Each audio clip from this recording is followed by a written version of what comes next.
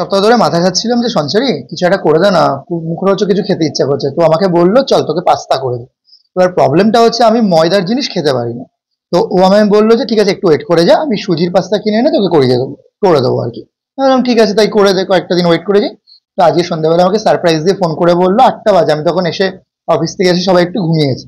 আমাকে বললো একটু ওয়েট করে যা, তুই আধ ঘন্টা পর আয়, আমি তোকে নতুন একটা জিনিস খাওয়াবো। আমি বললাম কি খাওয়াবি?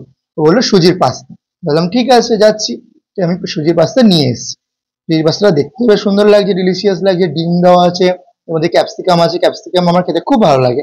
তার সাথে মোটামুটি কি সুন্দর পাস্তাও রয়েছে। তো খেয়ে দেখি কেমন হয়েছে। তো এর আগে সুজির পাস্তা কোনোদিনও খাইনি, দেখি খেয়ে দেখি, প্রথম বাইটটা নিই। ডিম টিম দিয়ে দিলাম। আর থ্যাংক ইউ সো মাচ সঞ্চারী, আমার কিন্তু বেশ ভালো লেগেছে, ইউনিক লেগেছে।